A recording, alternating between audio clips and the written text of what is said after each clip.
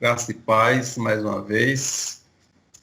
Eu quero agradecer a Deus por estarmos juntos e também agradecer a Deus pela vida dos irmãos. Nós temos visto aí alguns irmãos constantes que efetivamente têm valorizado, né, o nosso encontro. Nós temos apenas 2 dias na semana, que é domingo e quarta-feira. E eu fico feliz em ver os irmãos e sinto saudade, ou falta, melhor dizendo, de alguns irmãos também, porque é um momento importantíssimo e raro para nós, né? E dentro desse contexto de pandemia, de dificuldades que a igreja está vivendo. Então a gente tem que buscar aproveitar qualquer oportunidade de comunhão, né? E eu parabenizo esses irmãos que estão aí conectados e que a gente vê sempre, né? Agradecer muito ao Ministério do Louvor, na pessoa do irmão Salomão e Rosani, Jairo, Cida, porque são os irmãos que mais trabalham nesse culto, né? É o Ministério do Louvor. Às vezes a gente prega um horário, não prega outro, mas os irmãos estão sempre constantes aí. Deus continue abençoando vocês, viu? Tem sido bênção. Amei essa música, né? A segunda que nós cantamos, né? Mas a segunda em especial, esse nome, né, maravilhoso. O nome de Jesus é maravilhoso. Glória a Deus, né? Está escrito, seu nome é um maravilhoso conselheiro. Quão maravilhoso esse nome é. Aleluia, meus amados. Vamos continuar então, conforme nós anunciamos no grupo da igreja. Vamos refletir um pouco sobre um povo que Deus tem separado no meio de outro povo. Esse povo não é maioria. O povo de Deus não é maioria. Nunca foi. E Jesus Cristo deixou isso claro. Muitos são chamados, né? Poucos escolhidos. Mas bem-aventurado, irmão, feliz é aquele que faz parte desse povo.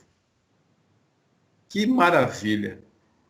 É muito gratificante para nós fazermos parte do povo de Deus, crermos, termos a palavra do Senhor, estarmos reunidos neste mundo tão opresso que vivemos, cheio de iniquidade, de violência.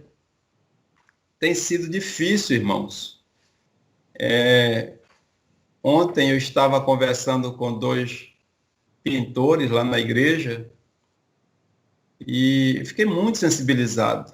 Meu coração chorou, porque um estava me contando, o Gabriel, que vindo para a igreja, trabalho logo cedo, 5 da manhã, ele saiu, e aí foi assaltado no ônibus. Levaram o celular, levaram um pouquinho de dinheiro que tinha. Isso é doloroso, irmãos, é muito triste. E aí os dois são parecidos, os 2 pintores são parecidos. Depois eu encontrei com o outro, aí confundi, falei, rapaz, que situação, estou muito chateado com isso. Aí ele disse, não, pastor, foi o outro. Eu fui a semana passada, também vindo para a igreja. Aconteceu a mesma coisa, assaltaram o ônibus que ele estava e levaram os pertences dele também. Então, mas, irmãos, isso é muito doloroso. É o mundo que a gente vive, esse mundo cruel, esse mundo iníquo, né? Esse mundo onde existe uma humanidade extremamente agravada, né? Além dessa humanidade aflorada, essa humanidade natureza pecaminosa, agravada ainda pelos contextos que a gente vive aí, sociais e tantas outras coisas. Então, você é um servo, e eu falei para ele, meu querido, eu sei como é difícil, mas pior para aquele rapaz que lhe assaltou do que para você. Ele escolheu isso para a vida dele, você não. Que Deus tenha misericórdia, né, irmãos? Mas Nós somos um povo que Deus separou, né? Isso não é presunção, isso é misericórdia e graça, compaixão e graça, porque cada um de nós poderia estar naquela mesma condição e muitos de nós já passamos por situações semelhantes, até mais Deus nos chamou, né, e entendemos essa mensagem. Eu quero ler aqui com os irmãos Mateus 10, 37 a 39. Mateus, Evangelho de Mateus, capítulo 10, os versos 37 a 39.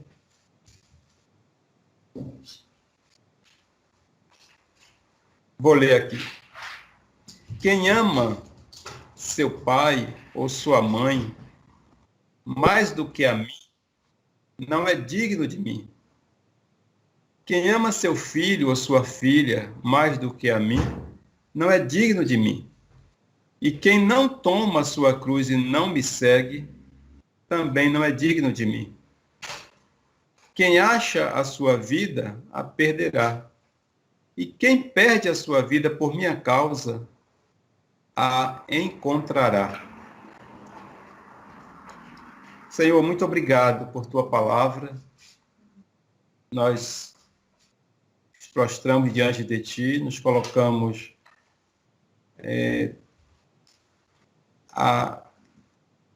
expostos, Pai, completamente a essa palavra, possamos ser afetados por essa palavra, tocados por esta palavra. Colocamos nossos ouvidos, Pai, espirituais, a serviço do Espírito Santo, para que a tua palavra chegue ao mais profundo do nosso ser. Em nome de Jesus. Quero também nessa hora te apresentar aqueles dois moços que estão servindo ali através do trabalho que eles estão fazendo na tua casa e passaram por esse revés. O Senhor possa suprir por tua misericórdia e principalmente suas almas sejam salvas em ti, Pai. Em nome de Jesus te agradecemos. Amém. Um povo separado no meio de outro povo. Em Jesus Cristo, a porta da graça se abriu e todos que entenderam ou entendem seu chamado entram por esta porta, porta da graça, e apesar de abrirem mão de alguns valores que não se identificam com a nova realidade do reino de Deus e de Cristo, verão o quanto vale a pena. Jesus, quando fala aqui, meus irmãos, ele está falando de renúncia e está muito claro o texto que o amor à mãe, o amor ao pai, o amor ao filho, o amor à filha é muito grande. Jesus está valorizando isso aqui. Ele está falando da família. Então, nesse mundo, eu acredito que não existe um amor maior entre os relacionamentos do que o amor ao filho, né, ao pai, ao cônjuge. Né? É um amor diferente. É um amor mais sacrificial, um amor ágape. Né? Mas Jesus está dizendo aqui, meus irmãos, que esse amor não pode exceder o amor a Ele, ao Senhor.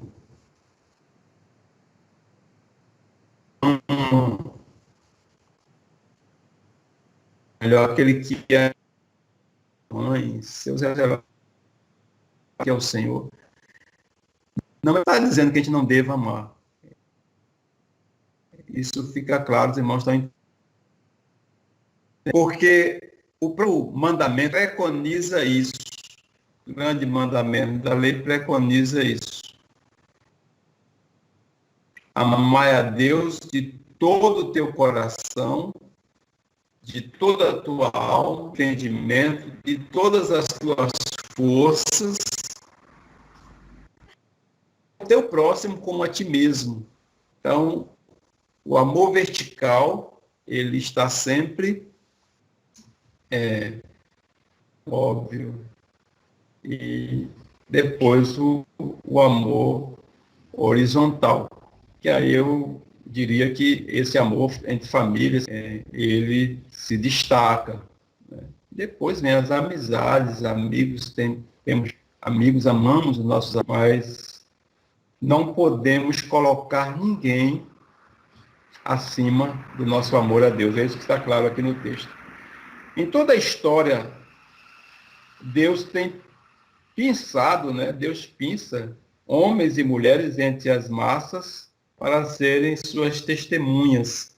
Interessante, eu estava lendo essa semana em Lucas, quando Jesus fala ali, no livro de Lucas, quando designa a missão dos 70, que essas pessoas deveriam ir e aquela casa onde houvesse um filho da paz, eles ali se deteriam.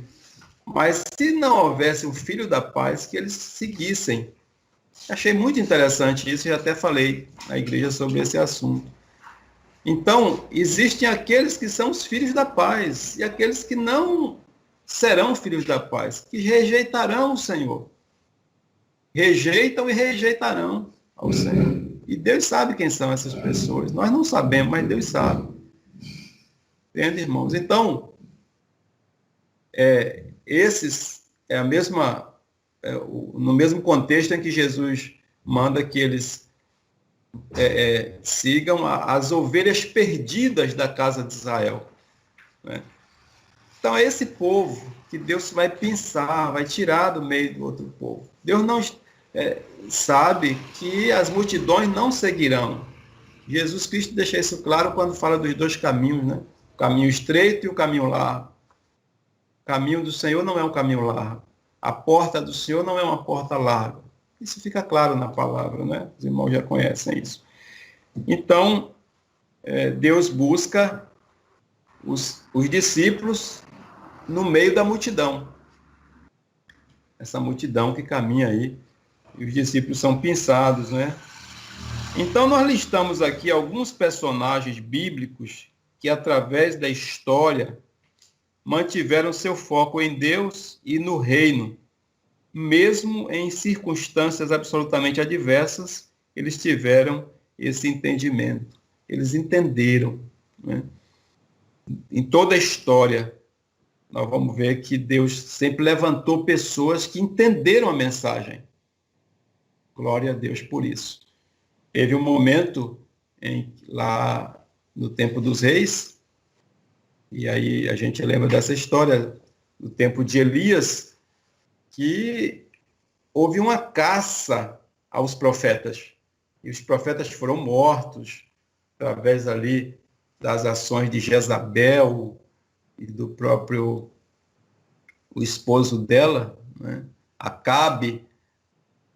O nome Acabe já sugere acabar, né? Acabe acabou com um bocado de gente mesmo, infelizmente. E Elias se sentiu assim como se apenas ele tivesse sobrevivido, né? E ele chega para Deus e fala isso: Senhor, só eu sobrevivi, mataram os teus profetas. Aí Deus fala para ele: lê do engano. Eu reservei 450 que não dobraram seus joelhos a Baal. Então tem mais gente, não é só você.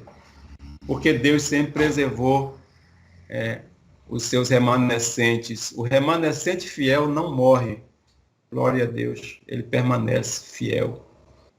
Então aí nós fizemos aqui levantamos aqui alguns nomes e vamos passar por esses nomes de pessoas que estavam dentro de um povo complicado, um povo iníquo, mas eles permaneceram firmes e fiéis.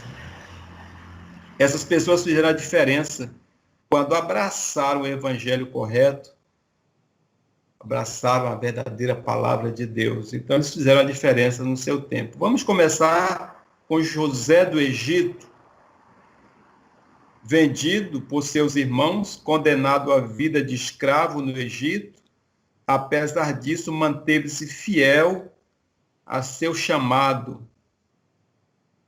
E aí Faraó declara lá em Gênesis 41, 38. Veja essa declaração de Faraó a respeito de José, irmãos. Gênesis 41, 38. Será que vamos achar alguém como este homem em quem está o Espírito Divino? Que declaração do rei, um rei Nico, o rei Faraó. Será que acharemos um homem como este em quem há o Espírito Santo? Glória a Deus. Esse era o perfil de José do Egito. O que dizer de Moisés? Moisés abriu mão da vida no palácio e se tornou um fugitivo. Mas qual foi a motivação dele para que isso acontecesse? Lemos em Hebreus 11, 24 a 26. Pela fé, Moisés, já adulto, recusou ser chamado filho da filha de Faraó, preferindo ser maltratado com o povo de Deus a desfrutar os prazeres do pecado durante algum tempo. Por amor de Cristo, considerou que honrar a Deus estava acima dos tesouros do Egito, porque contemplava a sua recompensa futura. Aleluia. Que maravilha, irmãos. Moisés, pela fé, ele via o futuro e ele abraçou Cristo, considerando que honrar a Deus estava acima de qualquer riqueza temporária nesse mundo aqui.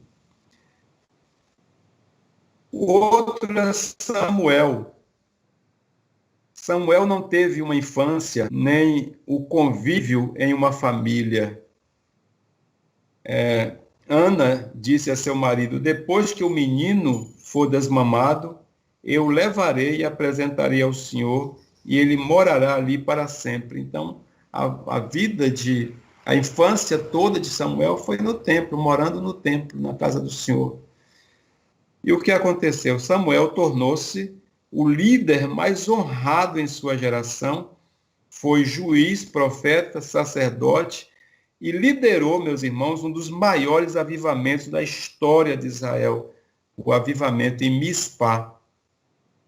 Lá quando ele percebe que o povo está cheio de pecados, se afastaram do Senhor, ele então junta o povo e leva o povo ao arrependimento e faz uma reforma completa ali. Foi um dos maiores avivamentos e o maior até aquele momento do povo de Israel. Esse foi Samuel.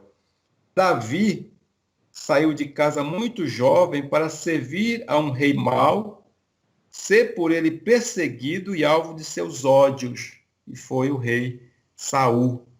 Mas o que aconteceu com Davi? Atos 13, 22.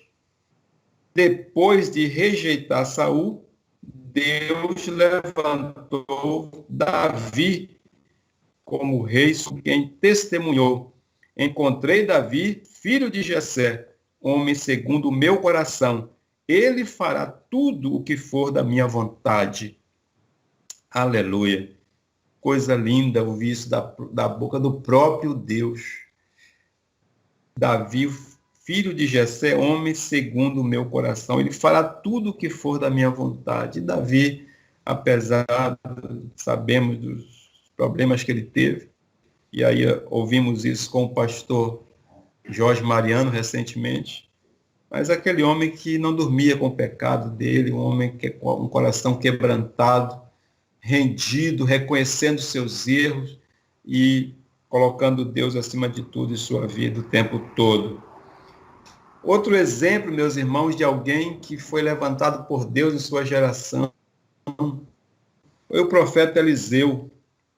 Foi escolhido, perseverou em sua caminhada incansável e difícil para não perder de vista seu senhor Elias. Ele não largava ali do encalço de Elias, né? Podemos ler ali em 2 Reis, capítulo 2, versículo 9 a 11. Depois de atravessar, Elias disse a Eliseu: O que posso fazer por você antes que eu seja levado para longe de você? Respondeu Eliseu: faze de mim o principal herdeiro de teu espírito profético. Disse Elias: você fez um pedido difícil, mas se você me vir quando eu for separado de você, terá o que pediu. Do contrário, não será atendido. E aí, de repente, enquanto caminhavam e conversavam, apareceu um carro de fogo, puxado por cavalos de fogo, que os separou. E Elias foi levado ao céu no redemoinho. E Eliseu, então, foi o substituto. Glória a Deus por isso. Mas era um homem comprometido, né, ali com o Senhor. Tem mais 3 aqui para a gente concluir. O que dizer, meus amados, da rainha Esté? O momento em que Esté viveu, né? Decidiu enfrentar, aliás, foi escolhida como rainha sem saber que seria usada para salvar seu povo do extermínio. Nem sempre, meus irmãos, nós sabemos. Deus tem propósitos que nós não sabemos. Esté não sabia o que iria acontecer. Ela foi escolhida rainha de uma forma que ninguém esperava, né? Levada como escrava, e ela escolhida rainha no lugar de Vasti. Mas ninguém imaginava o que Deus estava por fazer, né? Aquela mulher seria usada por Deus naquele contexto. Podemos ler lá no capítulo 4 do livro de Esté, versículo 14, Mardoqueu falando para ela: pois se você ficar calada nesta hora, socorro e livramento surgirá de outra parte para os judeus. Mas você e a família do seu pai morrerão. Quem sabe se não foi para um momento como este que você chegou à posição de rainha? Quem sabe, meus irmãos, se não foi para aquele grande momento que Deus escolheu você para estar onde você está. Às vezes a gente pensa nos nossos projetos, nos nossos planos, mas Deus tem planos e projetos maiores do que o nosso. E tinha para a vida de Esté. Certo? Daniel decidiu enfrentar o desafio de não se contaminar com a idolatria dos caldeus. Daniel 1,8 diz o seguinte: Daniel, contudo, decidiu não se tornar impuro com a comida e com o vinho do rei, e pediu ao chefe dos oficiais permissão para se abster. Daniel, capítulo 1, versículo 8. Daniel fez essa escolha, né? Que as nossas escolhas, amados irmãos, sejam motivadas para a glória do Senhor, pelo Evangelho de Cristo. Por último, aqui na nossa reflexão, o último personagem dessa lista é o próprio apóstolo Paulo, né? De perseguidor a perseguido. Atos 9,16 está escrito: mostrarei a ele o quanto deve sofrer pelo meu nome. E a gente sabe da trajetória do apóstolo Paulo, mesmo, né, irmãos, sendo aquele perseguidor sem trégua, e ele se sentia bastante incomodado com isso. Durante toda a sua vida, Paulo sentiu-se incomodado com isso, com aquele passado que, apesar de saber que Deus o perdoou, mas ele sempre trazia isso à tona. Eu persegui a igreja de Deus, esse peso. Só que ele fazia isso com zelo, ele achava que estava fazendo certo, que aquele movimento era uma seita, que não era o povo que servia de fato a Deus. E ele perseguiu aquele povo até que ele é surpreendido lá na estrada de Damasco pela visita, pela presença do próprio Jesus, dizendo que ele de fato estava perseguindo o próprio Jesus. Mas Paulo fez a diferença no seu tempo. Então, meus irmãos, somos a igreja de Deus. Somos o corpo de Cristo na terra. Somos chamados para louvor da sua glória. Somos a continuidade do projeto de Deus em salvar a humanidade. Nós continuamos escrevendo o livro de Atos, como já falamos isso. Somos os protagonistas, né, deste tempo do fim. Você é esse protagonista, esta protagonista desse tempo do fim, no seu ambiente, na faculdade, no trabalho, na família, no bairro onde moramos, no mercado, no metrô, no ônibus, no avião, enfim. Onde quer que estejamos, temos que estar ali como representante do reino, como agente do reino de Deus. Deus nos confiou a proclamação da sua palavra. Todos nós somos proclamadores. Temos o ministério da proclamação. Existem algumas igrejas, o ministério da proclamação. Sião, por exemplo, tem. Mas nós fazemos parte desse ministério. Que Deus nos ajude, amados irmãos, a sermos também esses protagonistas que continuem escrevendo essa história para a glória do Senhor. Então vamos encerrar com um versículo aqui que está em 1 Pedro 2. São 2 versículos, né? 1 Pedro, capítulo 2, versículos 9 e 10. Abra sua Bíblia, por favor. Em 1 Pedro 2, 9 e 10. Olha o que diz esse texto, os irmãos já devem conhecer bastante. Mas tome posse dessa palavra, irmãos, porque essa palavra é específica para você e para mim. É para nós, somos igreja do Senhor. Somos esse povo. Tá certo? Vocês, porém, são geração eleita, sacerdócio real, nação santa, povo exclusivo de Deus, para anunciar as grandezas daquele que o chamou das trevas para a sua maravilhosa luz. Aleluia. Chamados das trevas para a sua maravilhosa luz.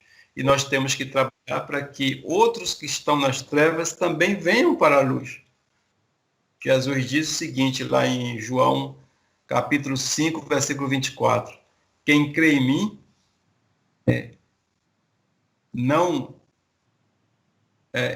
passou da morte para a vida. O versículo completo não é esse, mas passou da morte para a vida, ou seja, das trevas para a luz. Esse foi o versículo 9.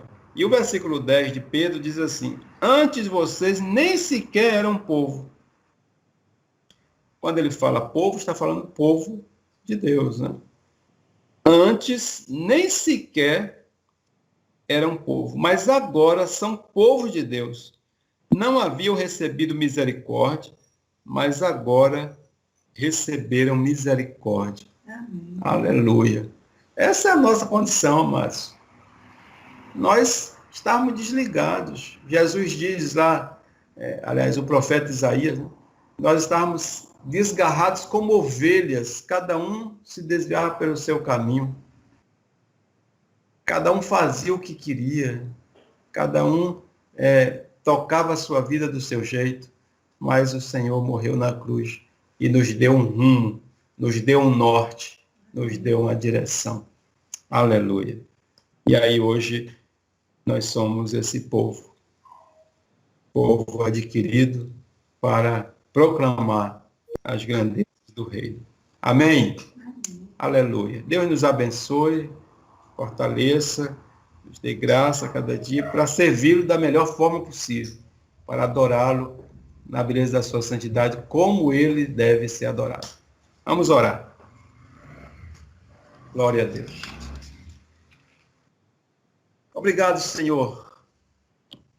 Obrigado porque, mesmo indignos, o Senhor nos escolheu.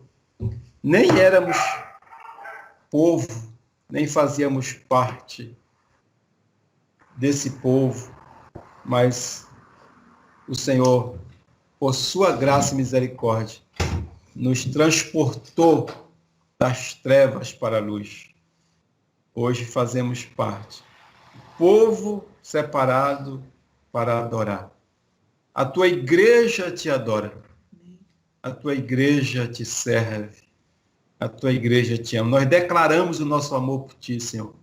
Declaramos o nosso apreço, o nosso compromisso com o senhorio de Jesus. E, ó Pai, seguiremos o Senhor todos os dias da nossa vida. Serviremos, o Senhor será a prioridade das nossas vidas. Amém. Recebe o nosso louvor e a nossa adoração.